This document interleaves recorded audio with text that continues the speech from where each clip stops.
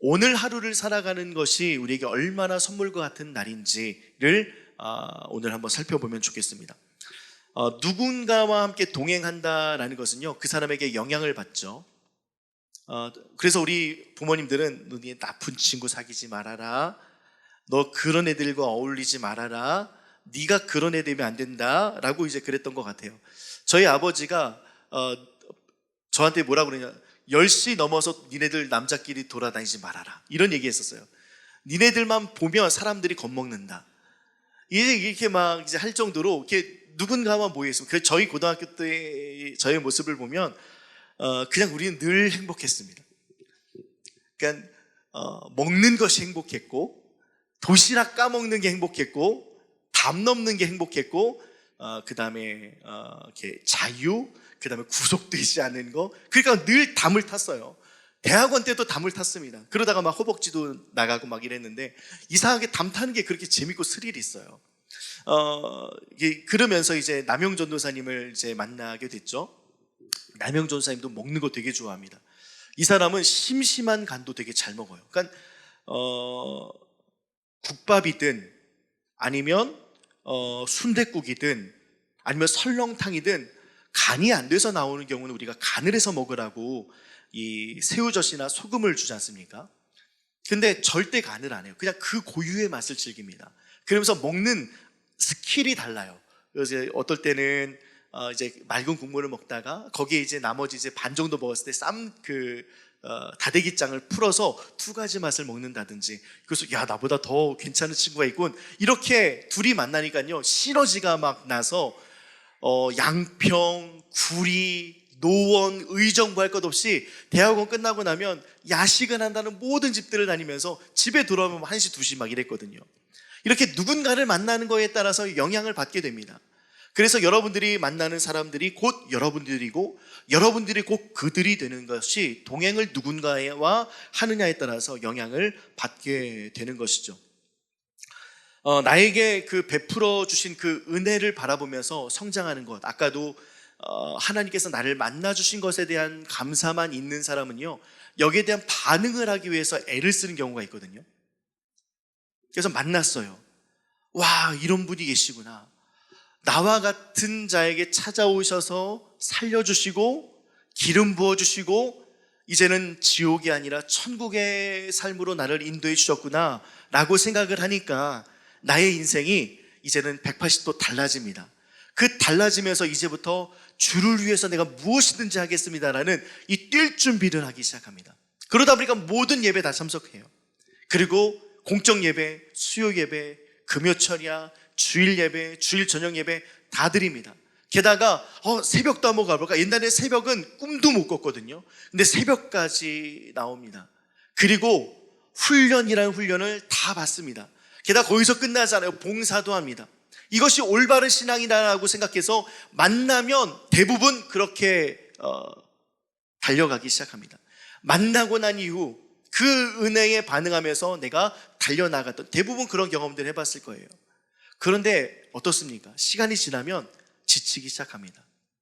왜냐하면 은혜에 집중하지 않고 나의 어떤 행위로 나아가서 그 행위로 사람들이 뭐라고 이야기하냐면, 아이고 은혜 많이 받았나 봐, 와, 하나님께서 너의 영혼을 통해서 어떤 일을 행하실지 기대가 된다, 너의 가정이 변화되는 모습을 보니까 너가 열심히 신앙생활해서 그래, 예배생활 잘하고 헌금생활 잘하고 교육도 받고 하나님과 친해지니까 얼마나 웃음꽃이 피고 얼굴이 달라져. 그러면서 이제 그 말에 심취해서 막 가스라이팅 돼가지고 이제 막 달리기 시작하는 거예요.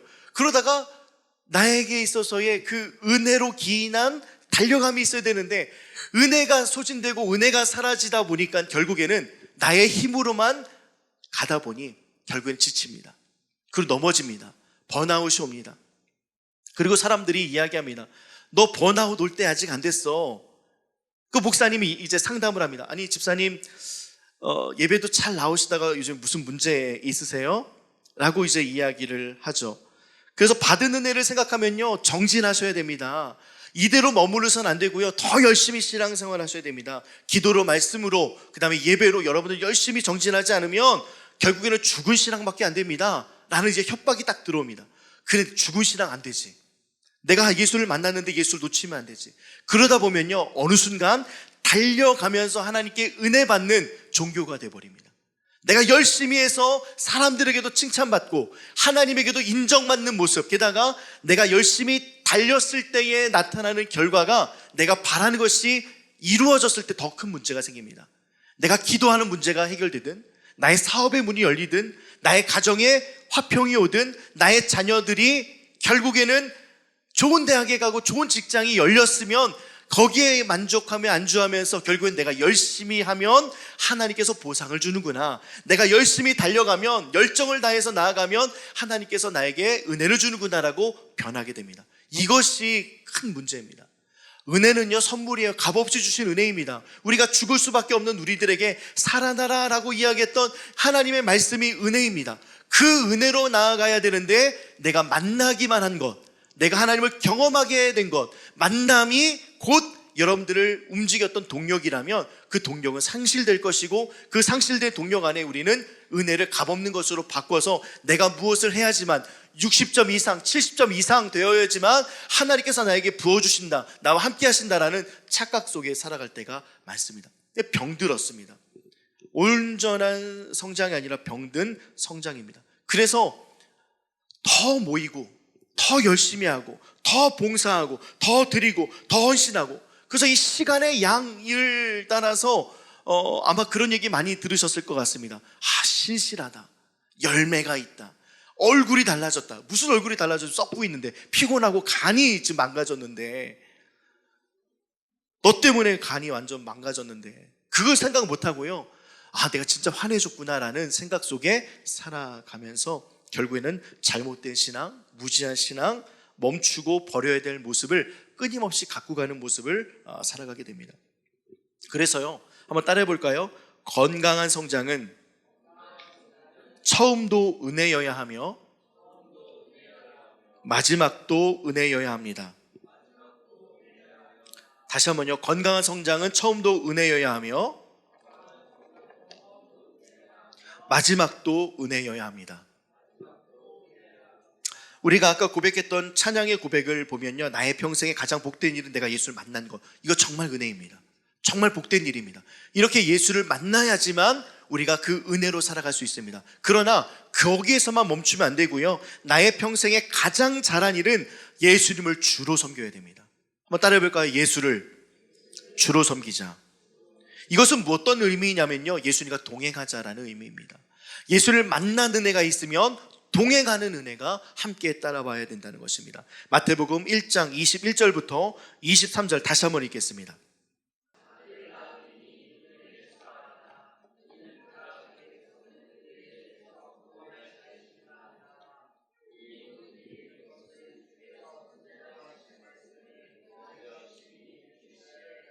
보라, 처녀가 잉태하여 아들을 낳을 것이요 그 이름을 임마누엘이라 하라 하셨으니, 이를 번역한즉,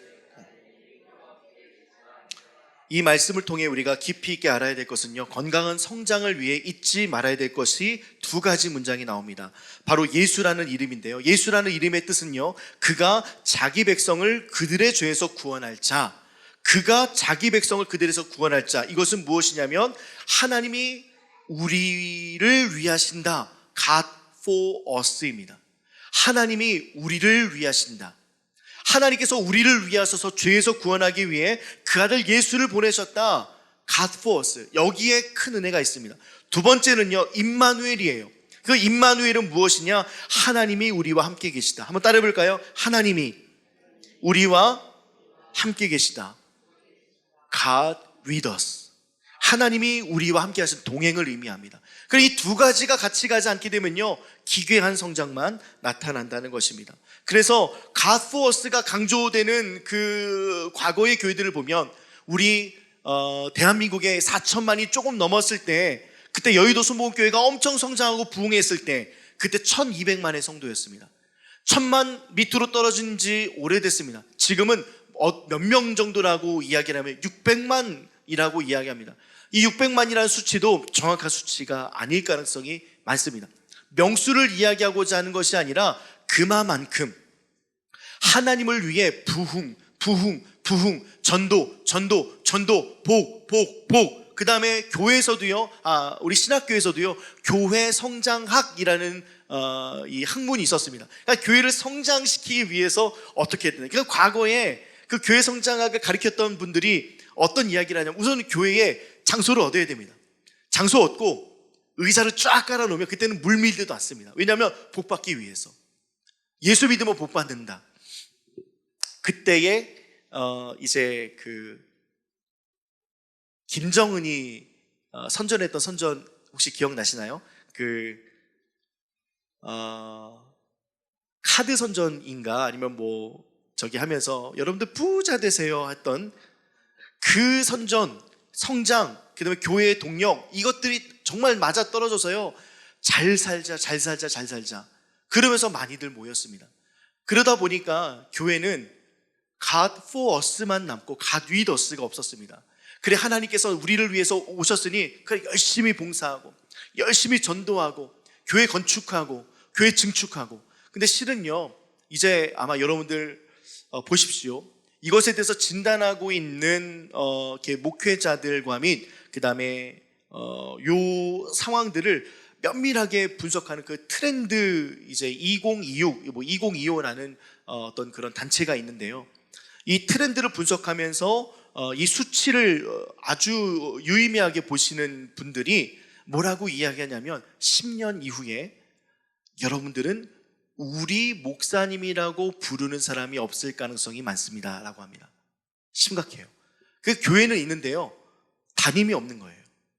그 목사님들이 돌아가면서, 그러니까 지금 MZ세대들, 젠지세대들 보십시오. 신학교 안 갑니다. 신학교 이제 조금 있으면 아마 메이저 신학교들은 문을 닫습니다.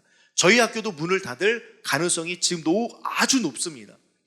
신학교들, 그 다음에 지금 이제 뭐 침신이든 감신이든, 침신은요 하나의 교단인데요, 1학년 모든 전액 장학금임에도 불구하고요 학생들이 오지 않습니다.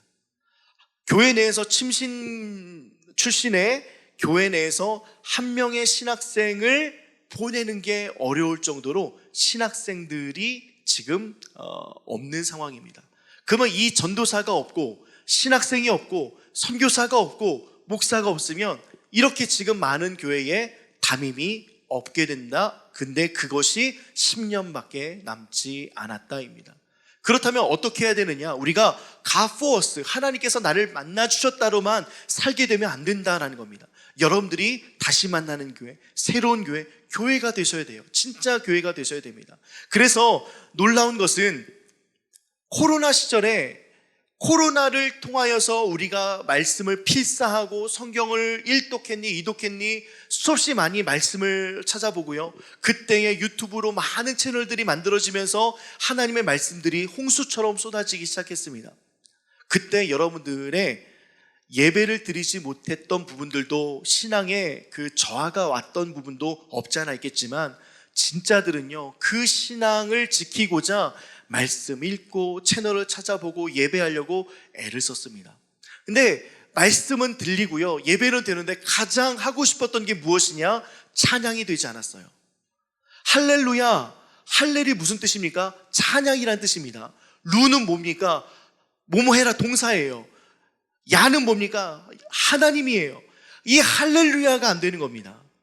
그래서 이렇게 모여서 주님을 찬양하고 틀어진 것으로 우리가 부를 수는 있지만 공동체로 부르는 것이 어려운 시절이 있다 보니 결국에는 우리가 모여야 된다, 함께 모이는 것들을 꿈꾸면서 기다린 지 불과 한 5년 정도밖에 되지 않았습니다. 그런데도 우리는 마음이 벌써 달라졌습니다. 왜냐하면 God for us로만 살았기 때문에. 하나님 만났어, 하나님 만났지, 그래 하나님 만나주셨어. 하나님은 나를 절대 포기하지 않아. 내가 둘째 아들 같을지라도, 내가 첫째 아들 같을지라도 하나님께서는 나를 절대 포기하지 않으셔. 나를 위해서 이 땅 가운데 오셨으니까. 여기에만 멈추면요 우리 신앙의 성장이 온전하게 이루어지지 않습니다. 한번 성장을 쭉 갔다가, 아니면 아까도 말씀드렸던 것처럼 목회자나 우리 사역자들을 통해서 그냥 끌려가는 신앙생 모습.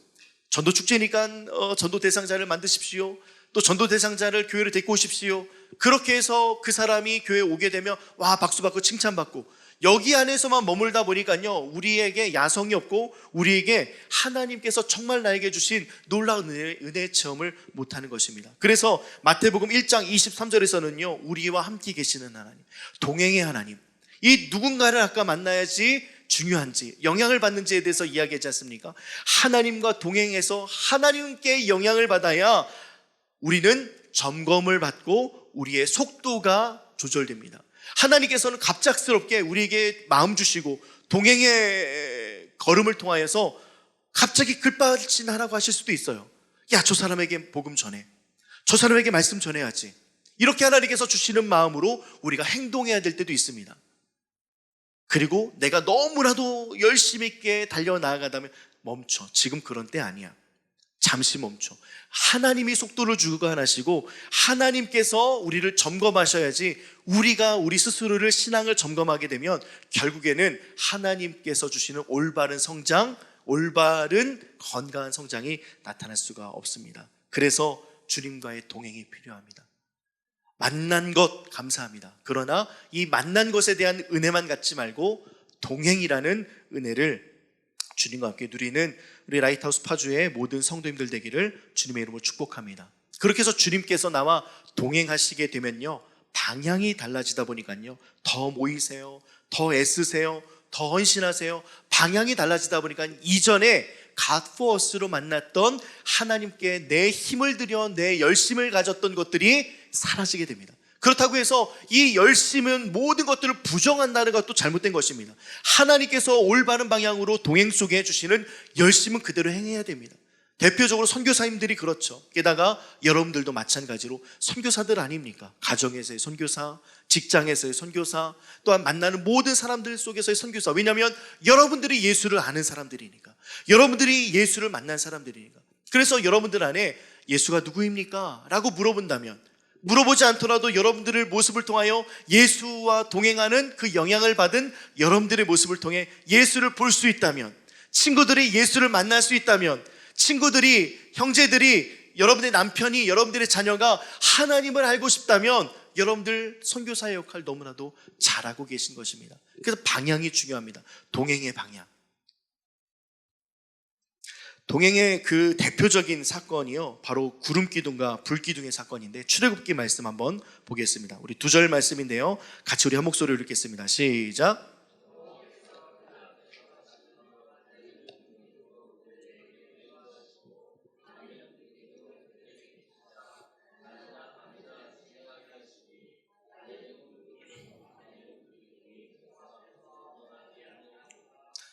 동행할 때에 우리에게 주시는 4가지 유익이 있습니다. 첫 번째로는요, 여호와께서 그들 앞서가시며 라고 되어 있습니다. 앞서가신다라는 것은요, 계획하신다. 하나님께서 우리의 인생을 계획하신다. 우리는 현재를 살아가면서 미래를 계획하려고 합니다. 그러나 계획은 하나님에게 있다라고 말씀하십니다. 동행은 어렵지만 나의 목표, 우리 라이트하우스 파주 올해 100명 목표, 이런 계획 말고요, 하나님 앞에 오늘을 드리면서 당신의 계획에 나의 모든 것을 맡길 수 있는 것. 하나님에게는 계획이 있으셔. 하나님에게는 나의 가정에 대한 계획이 있으셔. 하나님에게는 나의 건강에 대한 계획이 있으셔. 하나님에게는 나의 가정에 대한 계획이 있으셔. 하나님에게는 나의 모든 인생에 대한, 미래에 대한, 결혼에 대한, 나의 학업에 대한, 캠퍼스에 대한, 나의 미래에 대한 계획이 있으셔를 믿는 것이에요. 이것이 동행입니다. 하나님께서는 나의 목자이시고 양입니다. 양은 볼 수 있는 시야가 좁지 않습니까? 근데 목자의 시각은 넓습니다. 무수하게 하나님의 수는 많습니다. 그 계획을 신뢰하는 것, 그것을 신뢰할 때 하나님의 계획을 통하여, 두 번째로는 낮에는 구름기둥으로 그들의 길을 인도하신다라고 되어 있습니다. 인도는요, 하나님께서 우리의 길, 우리 양된 우리의 길을 인도하신다. 양인 우리가 홀로 있거나 먹지 못하거나 줄이거나 길을 찾지 못하게 그냥 내버려 두시는 것이 아니라 하나님께서는 길을 알려주신다. 그런데 재밌는 표현이 나옵니다. 낮에는 구름이라고 되어 있습니다. 그 낮에는 구름이다라는 것은요, 선명하게 하나님께서 인도하시는 흔적을 너희에게 보이겠다. 하나님께서는 반드시 너희를 인도할 때 구름이라는 것을, 구름이 그냥 단지 우리가 보여지는 구름이겠습니까? 기도하면서 하나님 이렇게 되면 좋겠습니다, 하나님의 계획을 신뢰합니다, 하나님 보여주세요 라고 했을 때 사람을 통해서 만나는 경우도 있고요, 상황을 통하여서 하나님의 크신 계획을 보고 인도를 받는 경우도 있습니다. 그 구름을 이야기합니다. 반드시 선명한 구름이 나타납니다. 그래서 구름은 보이는 것이고요, 보이도록 인도해 주시겠다라는 것입니다. 동행의 유익입니다. 우리 성장의 유익이에요. 보인 것을 따라가면 실패할 일 없지 않습니까? 보이는데요, 하나님께서 보여주시는 것으로 우리가 나아가면 실패 없이 성공하고 승리할 수 있다. 세 번째로는요, 밤에는 불기둥을 그들에게 비추사, 이것은 낮에는 구름, 밤에는 불, 상황에 맞게끔 우리에게 허락하시는데, 어두움 가운데 있을 때, 앞이 캄캄할 때, 아무것도 보이지 않을 때 하나님께서 방향을 잡아주신다. 하나님께서 우리의 길을 알려주실 뿐 아니라 우리가 어디로 가야 될지, 무엇을 해야 될지 방향을 알려주신다. 첫 번째, 하나님께서 앞서가신다, 계획하신다. 두 번째, 길을 안내해 주신다, 길을 보여주신다. 세 번째, 방향을 알려주신다. 네 번째는 무엇이냐면, 구름 기둥과 불 기둥이 백성 앞에서 떠나지 않는다. 끝까지 지켜주신다, 끝까지 보호하신다. 하나님의 보호가 있다는 겁니다. 그 하나님의 보호 속에서 성장해야 되는데, 우리는 그냥 만남과 그 은혜로 살아가다가 결국 그 은혜를 놓치고 나의 힘과 능력으로 전력 질주하니 멈춰지고, 이 멈춰진 때 가장 중요한 것은 무엇이냐? 동행이 가장 중요하다. 하나님과의 동행이, 만남이, 그 영향이 너무나도 중요하다. 그래서 이와 같은 유익이 있는 하나님의 그 출애굽의 말씀을 통하여 우리가 이스라엘 백성들과 같이 불평했지만 그럼에도 불구하고 구름 기둥과 불 기둥을 물리지 않으실 하나님의 놀라운 손길을 의지할 때, 올바른 동행을 할 때 성장이 일어난다라고 말씀드리고 싶습니다. 여러분들은 지금 누구와 동행하고 계십니까? 이스라엘 백성들 어떤 원망을 했는지 한번 볼까요? 민수기 10장 4절부터 5절입니다. 아마 여러분들의 원망이 될 수도 있을 것 같아요. 그리고 나의 인생을, 하나님 왜 나에게 이런 인생을, 아니 언제까지 이렇게, 여기 보면 업고가 5번 나오거든요. 그리고 하나님께서 인도하셨던 광야가 나쁜 곳이라고 표현됩니다. 우리가 하나님 앞에, 하나님이 다 듣고 계신데 우리 입으로 욕하고 승질 부리고, 똑같습니다. 이게 나쁜 곳이니까 우리가 승질 부리는 건 아니겠습니까? 관계 가운데 그 사람이 나쁠 수도 있습니다.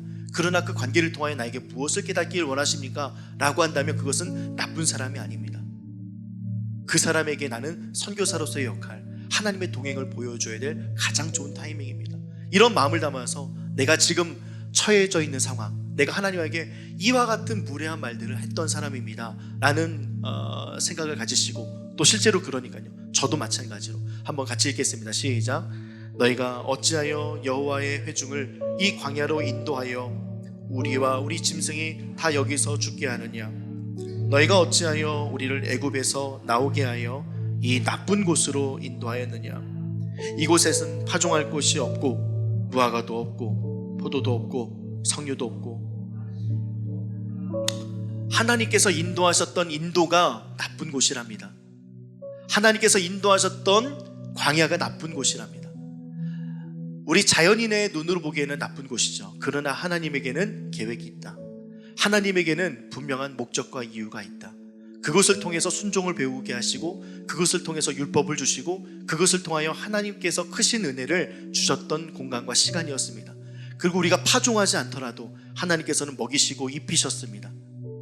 하나님께서 함께 하셨던 놀라운 체험의 시간들이 넘쳐났던 능력의 시간들이었습니다. 홍해가 갈라졌어요. 그리고 마른 길을 걸어갔습니다. 그리고 여리고성이 함락됐습니다. 그리고 가나안의 족속들이 자신이 전투하는 민족이 아님에도 불구하고 하나 둘씩 넘어가기 시작합니다. 하나님께서 보호하셨고요, 늘 구름기둥과 불기둥은 사라지지 않고 함께 했습니다. 그 변함없는 구름기둥과 불기둥이 있다 보니까요, 우리가 익숙해졌나 봅니다. 그래서 이와 같은 고백을 할 때도 있는 것 같아요. 그래, 은혜만 받으면 되지. 그래, 나를 포기하지 않으시는 하나님 아버지의 사랑, 그것만 믿으면 되지. 나의 삶 다 이해해 주시겠지. 둘째 아들도 그렇게 살았는데, 첫째 아들도 그렇게 살았는데 나도 뭐 그렇게 살아도 되겠지. 그러면서 힘이 없는 신앙, 야성을 잃어버린 신앙, 하나님이 없는 것처럼 보여지는 신앙으로 우리가 살아갈 때가 참 많았습니다. 그래서 신앙생활에는 성장이 반드시 필요합니다. 건강한 성장이 반드시 있어야 됩니다.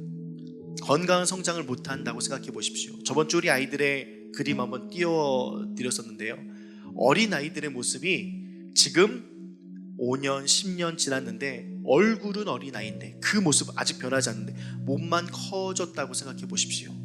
또 반대로 몸은 아직 어린아이입니다. 팔다리 짧습니다. 머리, 가슴, 배처럼 이 아이들 보면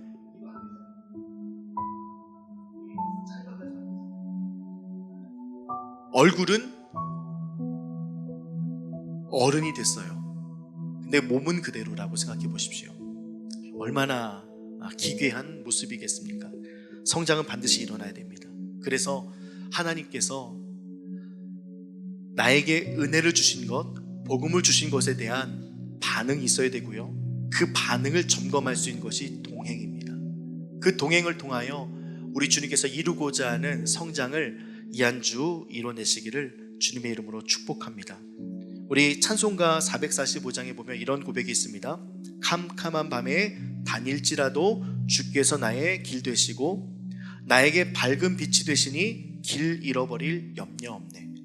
하늘의 영광, 하늘의 영광, 나의 마음속에 차고도 넘쳐 할렐루야를 힘차게 불러 영원히 주를 찬양하리. 성장이 없는 사람은 이 찬양 고백 못합니다. 그냥 표면적으로 부를 수는 있죠. 그러나 인내하고 바라보고 정리할 것 정리하고 주님과의 동행을 통하여 우리가 하나님이 누구신지를 조금씩 알아갈 때에는요, 이 찬양의 고백이 마음속에 들어옵니다. 캄캄한 그래 밤에 다닐지라도 주께서 나의 길 되시지, 나에게 밝은 빛이 되시니 그래 길 잃어버릴 염려 없어. 왜냐하면 내 옆에 주님이 계시니까. 내 옆에 주님이 계시니까. 이 사진 참 찾고서는요 참 흡족했습니다. 정말 마음이 두근두근 거렸어요. 여러분들이 가장 잘 그림 그리시는 분들은 아마 여러분들 하나님께 그림도 그려줄 것 같아요. 이거 그림 어때요? 참 좋다. 그리고 따뜻한 햇살 받으면서, 또 비가 오면 또 어떻습니까? 예수와 함께 걸어가는데요. 또 음악을 듣지 않으면 어떻습니까? 예수와 걸어가는데요. 또 오락 좋아하는 친구도 생각해 보시죠. 예수님과 함께 오락하면 얼마나 행복할까요? 그 동행이요, 그 동행이 여러분들의 삶 가운데 나타나기를 간절히 축복합니다. 그래서 말씀의 기준이 있고 구름 기둥과 불 기둥이 라는 기준으로 우리가 나아갈 때 우리는 성장할 수 있고 우리는 승리할 수 있습니다.